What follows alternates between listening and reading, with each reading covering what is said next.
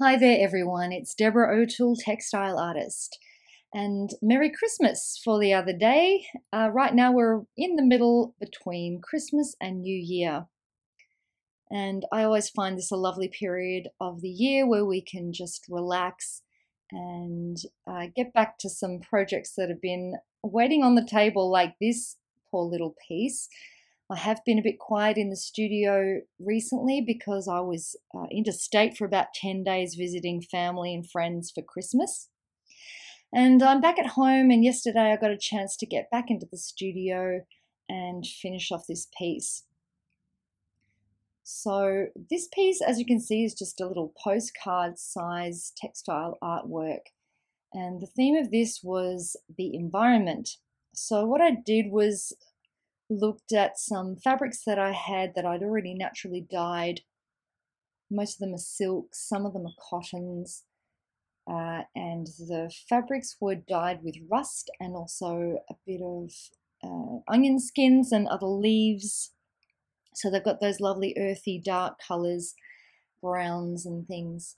But as I sort of collaged them together, it sort of appeared as if it was sort of a landscape, but a little bit sort of floating as well. I like those little bulbous areas where it sort of looks like it's a landscape, but it's within the clouds. So I didn't want it to look particularly pictorial. I don't do realism very well. So even though it does look a little bit like a landscape, I'm hoping that it appears a bit abstract as well. So because this piece is so small, I decided to, with the beading, not go as heavy as I usually do. And it was harder than I thought because my instinct is to, as you can see, this section that I'm just doing, I did sort of pretty much cover that little area with beads. And I'm still not sure about it, to be honest. What you can see is happening here is that I've got a selection of beads, but then I've realized that maybe I need some extra shapes and sizes. So I'm cutting off some silver sequins from one of those strips of sequins that you sew on as an edging. And I've got a few extra colors and shapes there. So I am trying to go a little bit more minimal with the beading here so it's more subtle. I already have some machine embroidery that's in a metallic thread. You can see there's a bit of blue, and there's also a beautiful shiny sort of peach color that I've used to machine embroider those pieces down. So it also already has a little bit of sparkle to it, which is kind of cute.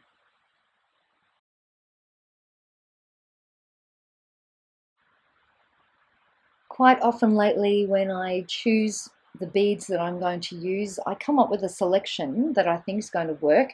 And then once I start beading, I realize that if the selection isn't diverse enough in shape and size and color, then the beading is going to look quite flat. So yes, more often than not lately, I tend to sort of midway through the piece, or not quite midway, after getting going a little bit, I then add a few more options with the beads. I have so many beads. Some of them are new, some of them are vintage, and it's just great to have quite a wide range so that you can get that lovely lively look. If you just use one type or one color, then the end result can look pretty flat. So you can see what I've got going on there is an area that's quite heavily beaded, and then others that are just sort of sprinkled along. So this piece is going to be donated to an auction which will raise money for an environmental charity, and that's why the theme of the look of the pieces is the environment. I'd be really interested to see what other postcard size pieces are going to be donated for this auction. It could be anything: painting, drawing, printing. Hopefully there'll be some other textile works there, but I often find that textile is the least represented of any artwork that I see in most galleries. But I always love it when I come across textiles in a gallery, especially in a group show. I like the idea of doing a small scale piece. Most of my pieces have been a lot larger than this, but working on a small scale has actually been quite liberating because it's quick. You don't get a chance to get bogged down in it. And it's almost like doing a little sample, but you finish it like a finished piece.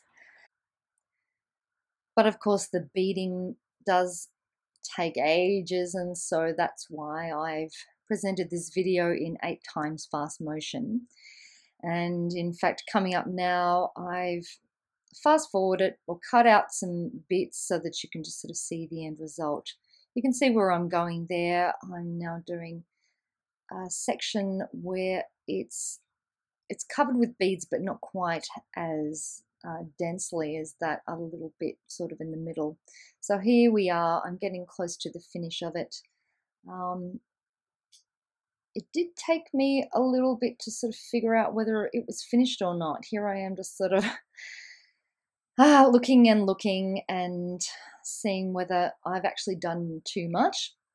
I actually considered whether I should start again, take some out, but sometimes done is better than perfect. Yeah, so I've decided to leave it as it is. I'm just trimming the edges and getting it ready for some edging. So what I decided to do with the edging was to give it a blanket stitch with some wool, as you can see there, just some grey wool. There's a postcard I just put on the top to make sure it's pretty much square, and it is. So once again, I have fast forwarded this and I've cut some parts out of the binding part of it because blanket stitch is pretty boring to watch, and for some reason there is just no way to do it fast. And I had a few false starts there. I sort of messed up the beginning, which I always seem to do with blanket stitch. I don't know why. Maybe I just don't do it often enough. But I thought that was a nice way to finish the edge here because it's, you know, a blanket is a lovely comforting thing. And the blanket stitch sort of gives it that edge, but without it being, if I was to give it a proper quilted edge, I feel that the proper quilted edges create sort of a heaviness to a piece, especially a little one like this. So as you can see the different lights, the section before I finished last night, and then this bit I finished during the day, so the light is completely different.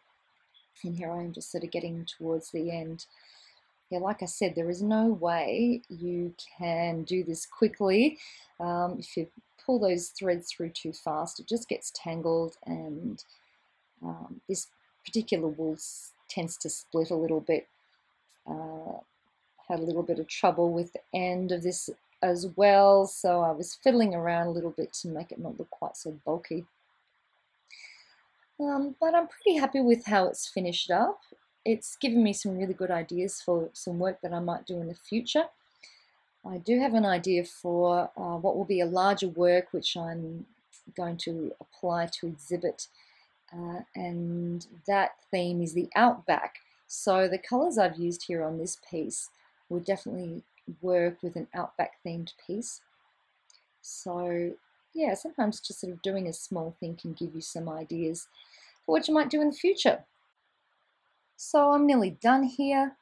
Thanks for watching. Please feel free to like the video, subscribe so that you don't miss any future videos, and yeah, leave me a comment, let me know what you thought.